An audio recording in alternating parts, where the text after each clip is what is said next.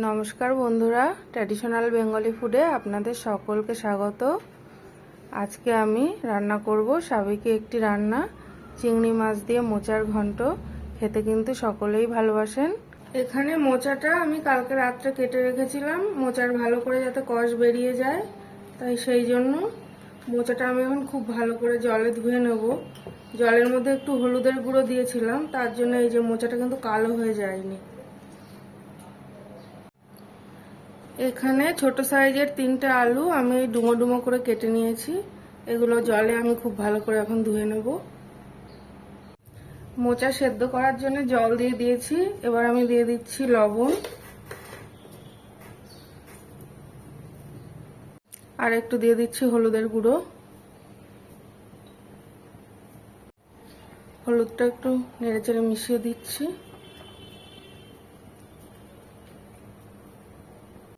সেদ্ধ হওয়ার জন্য একটু ঢাকা দিয়ে দিচ্ছি।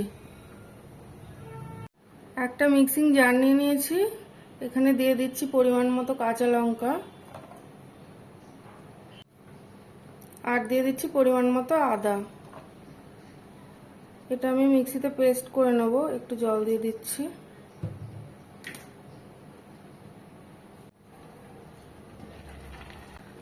মোচাটা সেদ্ধ হয়ে গেছে, আমি এবার নামিয়ে নেব।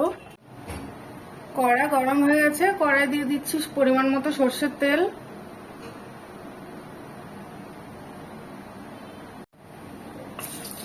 তেল গরম হয়ে গেছে, আমি আবার এতে ফোড়ন দিয়ে দেব। ফোড়নের জন্য এখানে আমি নিয়েছি গোটা জিরে, তেজপাতা আর শুকনো লঙ্কা। এখানে হাফ টিস্পুন গোটা জিরে আছে।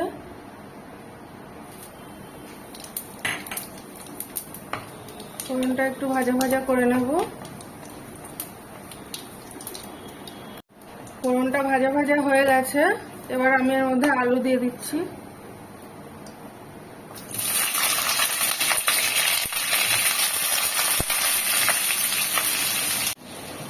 আলুর মধ্যে দিয়ে দিচ্ছি লবণ আর দিয়ে দিচ্ছি হলুদের গুঁড়ো। আলুটা এবার আমি লাল লাল করে ভেজে নেব। আলুটা কিন্তু খুব ভালো করে ভাজতে হবে, যাতে অর্ধেক সেদ্ধ হয়ে যায় আলুটা তেলে, তাহলে খেতে ভালো হবে মোচাটা। মোচাটা আমি জল ঝরিয়ে এই থালার মধ্যে নিয়ে ঠান্ডা করে নিয়েছি। এবার আমি মোচাটা একটু এইভাবে হাত দিয়ে এরকম ভাবে একটু চটকে নেব।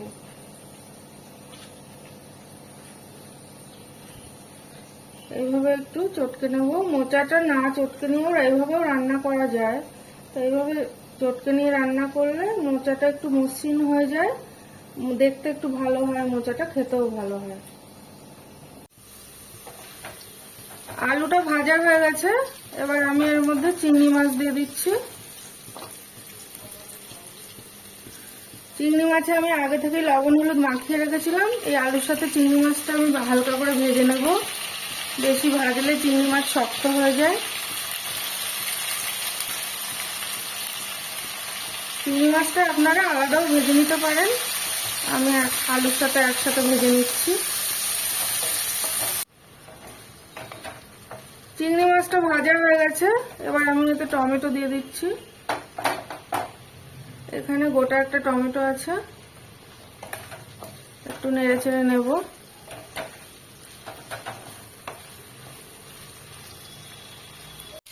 দিয়ে দিচ্ছি আদা আর কাঁচা লঙ্কা বাটা। এবার আমি এতে দিয়ে দিচ্ছি হাফ টিস্পুনের একটু বেশি গোটা জিরে গুঁড়ো। এবার দিয়ে দিচ্ছি ধনে গুঁড়ো, হাফ টিস্পুনের একটু বেশি দিলাম। মশলাটা যাতে পুড়ে না যায় তার জন্য একটু জল দিয়ে দিচ্ছি। এবার দিয়ে দিচ্ছি কালারের জন্য একটু কাশ্মীরি লঙ্কার গুঁড়ো। এবার দিয়ে দিচ্ছি লবণ, দিয়ে দিচ্ছি হলুদের গুঁড়ো। এবার আমি এটা খুব ভালো করে কিন্তু কষে নেব একটু সময় নিয়ে। মশলা কিন্তু কষানো হয়ে গেছে, আমি এবার মোচাটা দিয়ে দেবো। মোচাটা দিয়ে দিচ্ছি, দিয়ে একটু জল দিয়ে দেবো।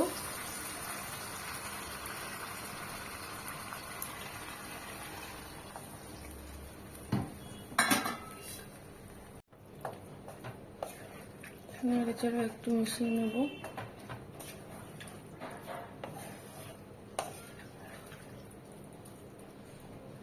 আর একটু সামান্য জল দিয়ে দেবো।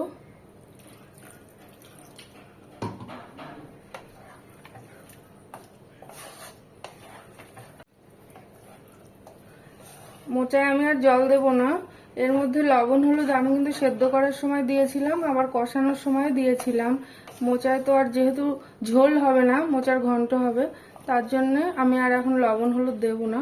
হলুদ তো আর লাগবেই না, লবণ এখন আর আমি দেব না, পরে একটু টেস্ট করে নিয়ে যদি লাগে দেব। এখন আমি এটা একটু ঢাকা দিয়ে দেব।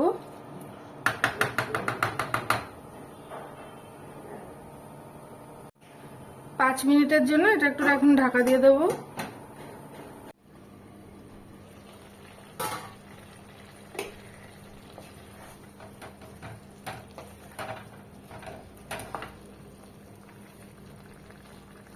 দিয়ে দিচ্ছি চেরা কাঁচা লঙ্কা, আর দিয়ে দিচ্ছি 1 চামচ চিনি। আপনারা যারা তরকারিতে চিনি খান না তারা কিন্তু দেবেন না। আর দিয়ে দিচ্ছি সামান্য একটু লবণ। আমি আবার এটা একটু মিশিয়ে দেবো নেড়েচেড়ে।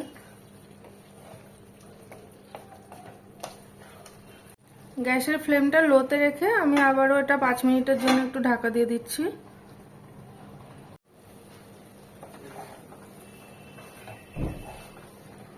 মোচা রান্না হয়ে গেছে, এবার আমি এতে ঘি গরম মশলা দিয়ে দেবো। দিয়ে দিচ্ছি 1/2 টিস্পুন মতো গরম মশলা, আর দিয়ে দিচ্ছি বড় চামচের 1/2 চামচ মতো একটু ঘি। মোচা সাবেকি একটি রান্না, নিরামিষ আমিষ যেমন খুশি রান্না করুন, খেতে কিন্তু ভীষণ ভালো লাগে। একটু গরম মশলার ঘি দিলাম। এটা আমি এবার একটু 5 মিনিটের জন্য ঢাকা দিয়ে রেখে দেবো, তারপর নামিয়ে নেব।